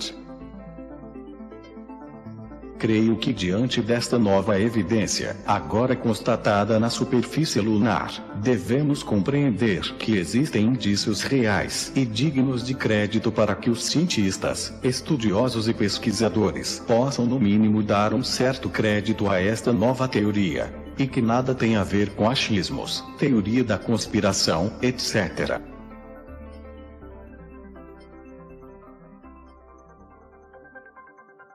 Dando continuidade ao tema, creio que esta evidência da marca na superfície lunar traz à tona novas questões importantes a serem consideradas e abre espaço para que possamos reavaliar o que realmente ocorreu no passado, e que a ideia de que a Lua tenha se chocado com a Terra pode-se ser levada em consideração, mesmo que aos olhos dos cientistas isto possa parecer à primeira vista inaceitável. Antes de dar início ao resumo da teoria do evento principal, já posso tentar demonstrar a possível sequência de eventos secundários que foram deflagrados de forma natural pelo evento cósmico envolvendo o planeta Terra e a Lua. De forma bem simples, vou tentar colocar em ordem cronológica tais acontecimentos, mas cabe a cada espectador e seu nível de conhecimento fazer a interpretação correta. Tudo porque podem inclusive ir contra teorias já existentes e envolver diversas áreas distintas do conhecimento humano, tais como geofísica, cosmologia, astrofísica, geologia, arqueologia, paleontologia, etc. O intuito neste momento não seria apresentar uma grande quantidade de detalhes, ou até comparar com as teorias já existentes, que tentam explicar alguns eventos que serão aqui justificados, mas sim lançar questões de conexão dos mesmos com a possibilidade de serem explicados de uma maneira diferente, mas que nem por isto deixam de fazer sentido no aspecto lógico e até científico.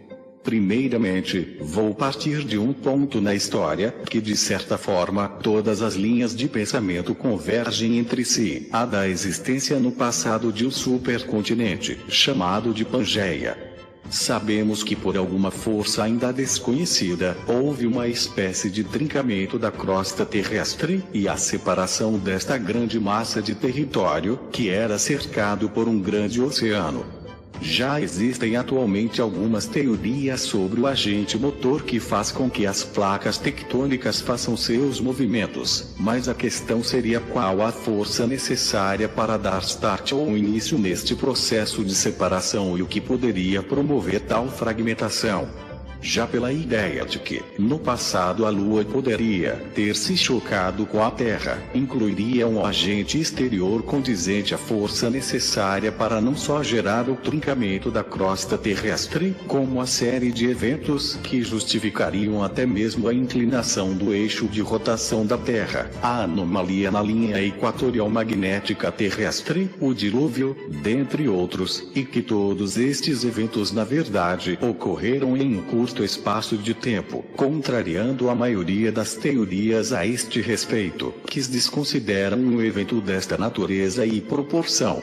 Assim sendo, tínhamos um quadro bem estável de configuração geofísica terrestre antes do impacto. Inclusive, como já demonstrei anteriormente, tínhamos um eixo do Equador e um eixo de rotação a 0 grau, sem a inclinação atualmente verificada. O eixo do Equador magnético terrestre possivelmente convergia com o eixo do Equador geofísico, e portanto, não tínhamos as estações do ano, o que justificaria os relatos sobre diversas áreas consideradas paradisíacas, localizadas como já demonstrei anteriormente, nesta linha do Equador da antiguidade, e que estas regiões e suas características estão descritas em linhas gerais, nas diversas lendas e relatos de povos antigos, e até mesmo em alguns livros sagrados. Mas que por fatores gravitacionais externos adversos, como já teorizei, o planeta Terra se tornou instável a nível de eixo de rotação e campo magnético, fazendo com que seu satélite natural, a Lua, apresentasse igualmente uma órbita instável, vindo a se aproximar de nosso planeta, resvalando na região do Oceano Tétis, como já dito anteriormente, e onde teríamos a gigantesca marca na região citada na figura. Como a Lua colidiu em uma região oceânica, é de se imaginar que isto gerou um enorme tsunami de água salgada e sedimentos por toda a superfície, e é este evento que temos em relatos de povos antigos e até na Bíblia, como sendo o dilúvio, e teria durado um curto espaço de tempo. Com o choque da Lua, foi gerada uma energia considerável no epicentro do impacto, gerando por consequência uma pressão no interior do planeta. Esta pressão e os abalos sismológicos subsequentes fizeram com que a crosta terrestre trincasse, e podemos até compreender o porquê alguns pedaços que formariam os novos continentes seguiram em direções análogas ao ângulo de impacto da Lua.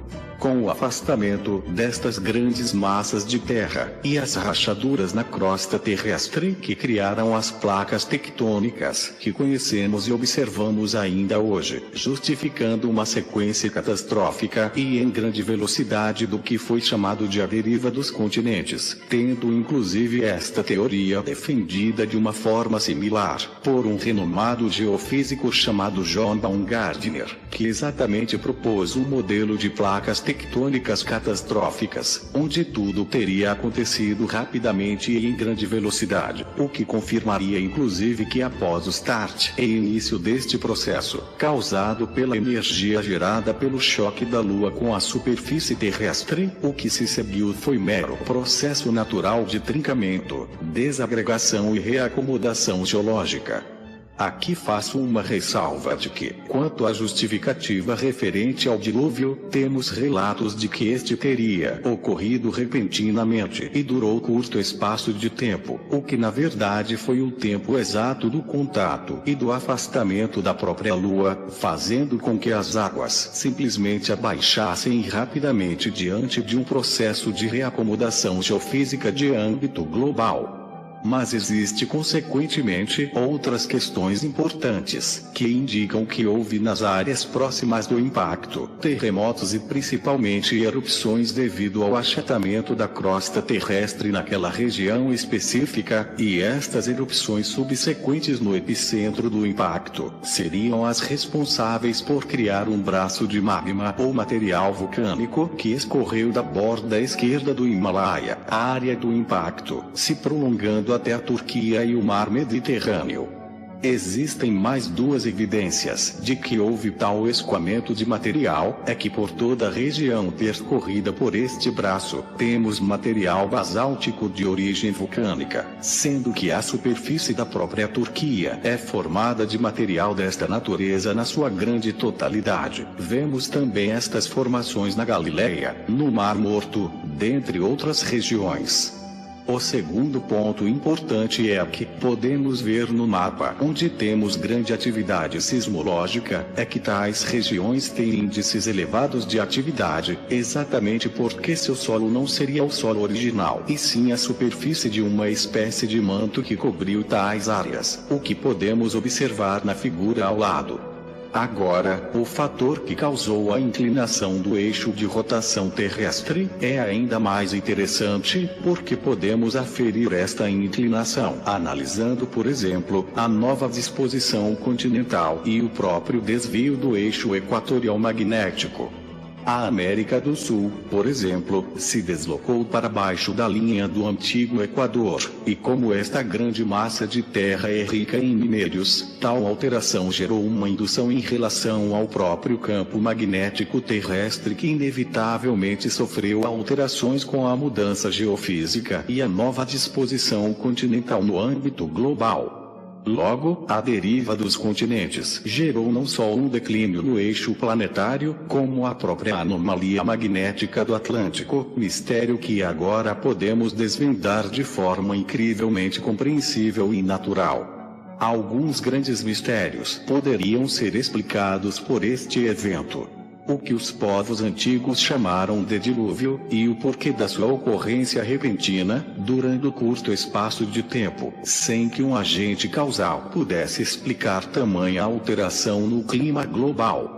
Pela nova teoria aqui apresentada, este dilúvio foi na verdade causado por um gigantesco tsunami e a consequente elevação do nível dos oceanos, devido a um evento cataclísmico de proporções titânicas, envolvendo uma extrema desacomodação na configuração oceânica, bem como nas consequências naturais que justificariam os eventos posteriores. Porque em relatos de livros sagrados e povos antigos, vemos supostas civilizações pré-diluvianas, que nas suas respectivas regiões, tinham um clima estável e um status de regiões paradisíacas.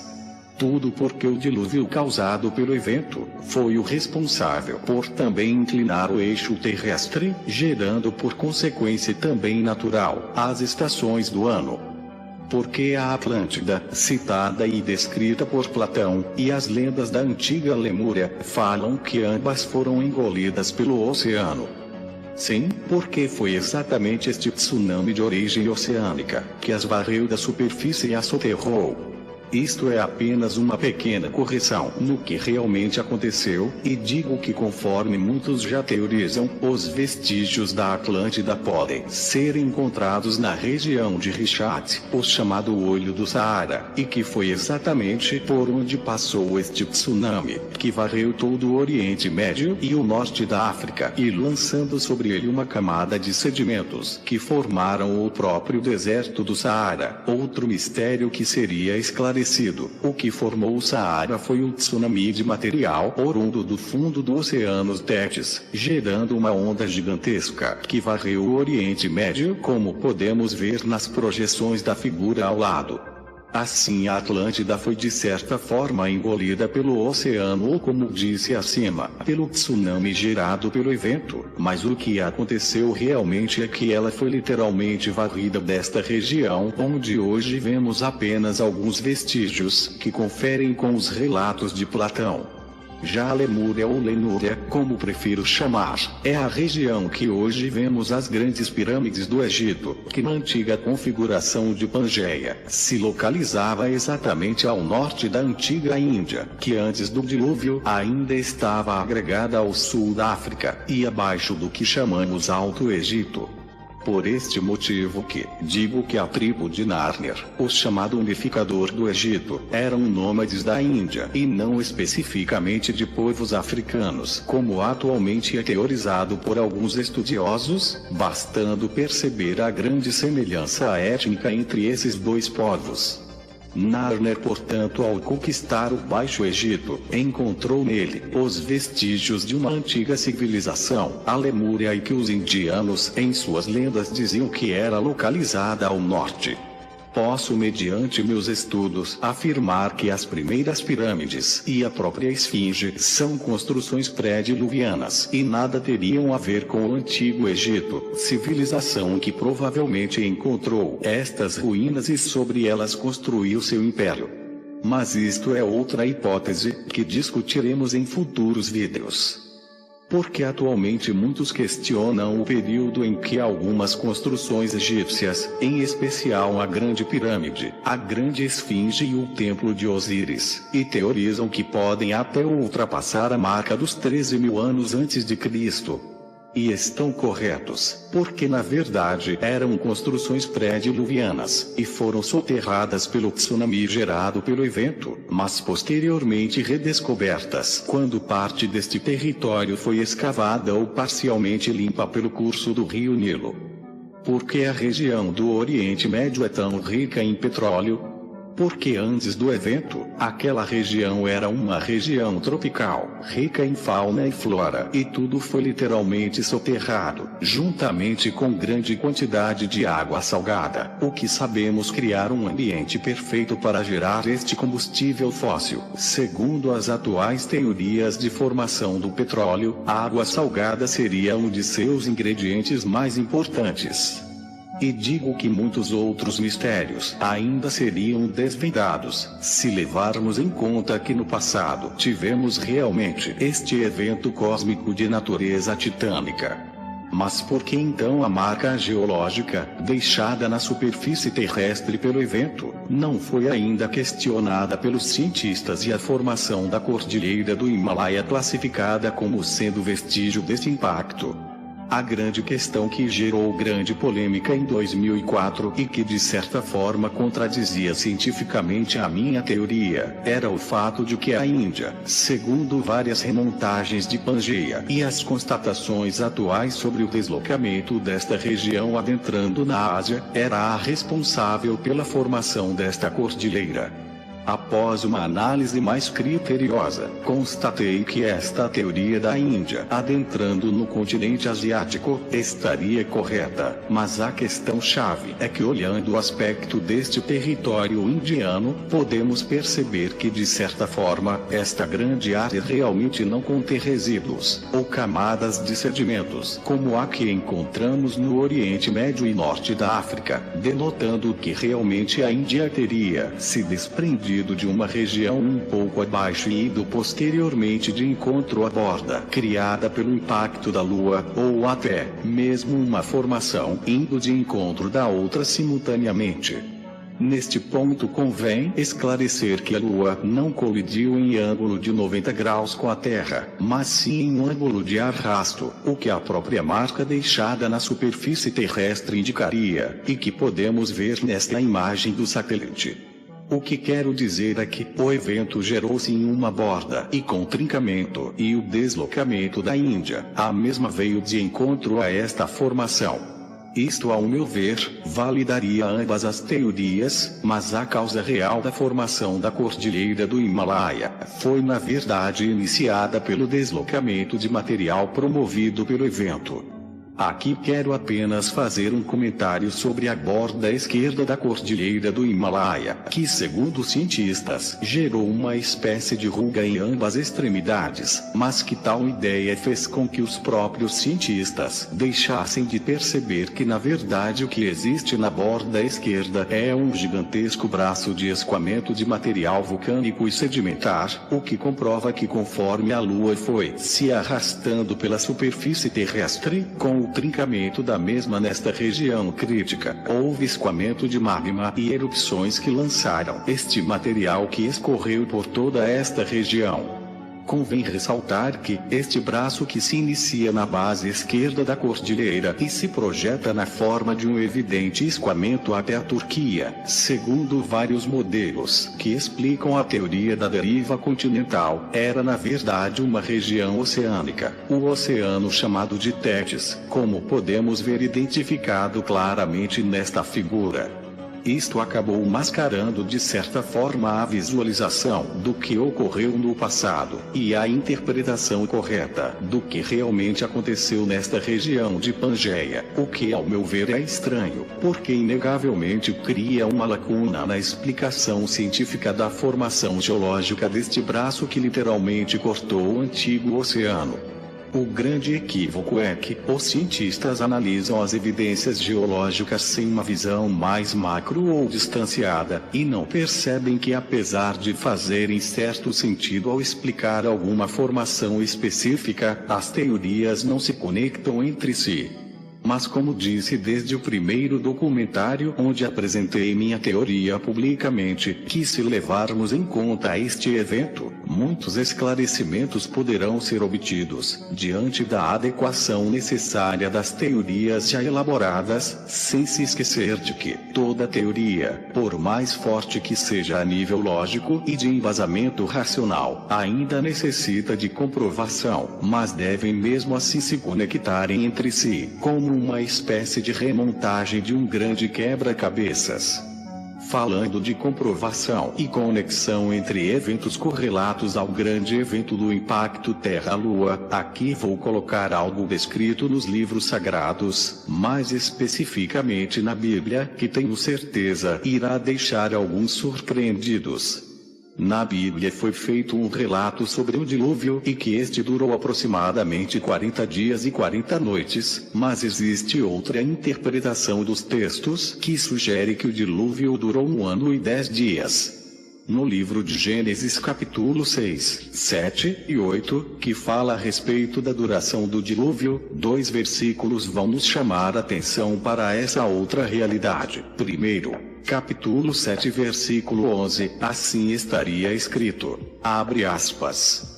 No ano 600 da vida de Noé, no mês segundo, aos 17 dias do mês, naquele mesmo dia, se romperam todas as fontes do grande abismo, e as janelas do céu se abriram. Fecha aspas. Já no capítulo 8 versículos 13 e 14, vem nos dizer que, abre aspas. No ano 601, no mês primeiro, no primeiro dia do mês, as águas se secaram de sobre a terra. Então Noé tirou a cobertura da arca e olhou, e eis que a face da terra estava enxuta. E no segundo mês aos 27 dias do mês, a terra estava seca. Fecha aspas. Observem as partes em negrito e sublinhadas do texto. Primeiro, no ano 600 da vida de Noé, no mês segundo, aos 17 dias do mês. Segundo, no ano 601, no mês primeiro, no primeiro dia do mês, as águas se secaram e no segundo mês aos 27 dias do mês, a terra estava seca. Sendo assim todos os dias do dilúvio totalizaram 1 ano e 10 dias. Mas o interessante não foi realmente o período, mas sim o caminho que a tal arca de Noé percorreu e onde a mesma foi aportar, que segundo muitos, a mesma aportou no Monte Ararat, na Turquia. Imaginemos que a arca teria partido de uma região próxima à antiga Mesopotâmia, porque já existe uma teoria, que acredito ser a mais próxima da realidade, que o tal Jardim do Éden terrestre, onde viveu Adão, seria nesta região da bacia do rio Tigre e Eufrates, e se for assim, poderíamos traçar o percurso percorrido da arca de Noé, descendente de Adão, e veremos que este percurso condiz com o possível fluxo do tsunami criado pelo evento. Incrível coincidência, não acham? Apenas fiz esta citação, porque tenho dito com frequência que apesar dos relatos antigos e até mesmo lendas serem passíveis de comprovação, não creio que devemos desprezá-los por completo, mas sim ressignificarmos os mesmos.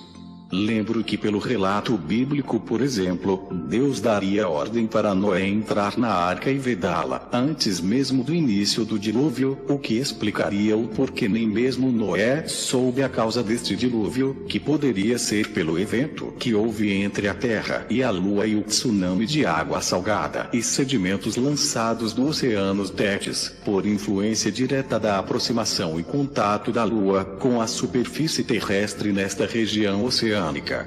Assim digo que inúmeras respostas e mistérios seriam esclarecidos mediante a compreensão e comprovação deste evento, que, como digo na sequência deste vídeo, e já citados em vídeos anteriores do canal, explicariam o dilúvio, a inclinação do eixo de rotação terrestre, as anomalias no campo magnético do nosso planeta, e o desvio da própria linha do equador magnético da atualidade, o desaparecimento repentino de lendárias e antigas civilizações, a separação de Pangeia, as chamadas armadilhas siberianas, a própria anomalia no polo sul da Lua e o porquê as amostras retiradas do solo lunar nesta região são geologicamente idênticas à da Terra, e ainda uma infinidade de outras respostas que hoje são ainda um mistério sem solução aos olhos dos estudiosos e cientistas, que, como disse anteriormente, criam teorias para justificá-las ou explicá-las, sem que estas possam se harmonizar até mesmo com relatos que temos de antigos povos.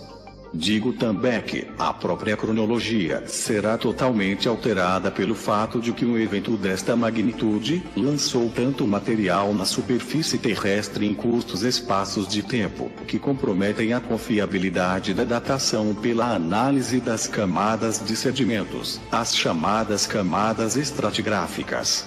Como os cientistas não teriam um evento capaz de promover tantas alterações e tão curto espaço de tempo, acabaram por determinar períodos enormes de tempo para justificar a sedimentação, e como esta tabela de referência é usada para determinar a datação de fósseis, construções megalíticas antigas, etc. Diante da comprovação deste evento, o mesmo impactará nas datações da arqueologia, paleontologia, geologia, etc. Eu ainda prefiro acreditar que tanto nos relatos dos povos antigos, como nos livros sagrados, em especial a Bíblia, existem sim verdades, e estas apenas precisam ser melhor interpretadas dentro de uma visão que ligaria a própria ciência com alguns aspectos da religião. Lembrando que no passado uma andava de mãos dadas com a outra, e eu em vídeo futuro vou demonstrar exatamente por quê. Mas isto é outra história. Se você gostou deste vídeo, compartilhe com os amigos. Espero que esta minha teoria possa cair na mão de alguém que se interesse pelo assunto de forma séria e queira fazer as suas próprias verificações, baseadas nos marcadores que apresentei até aqui, e que assim possa até descobrir novas evidências. Jorge Fernando G. Marques, janeiro de 2019.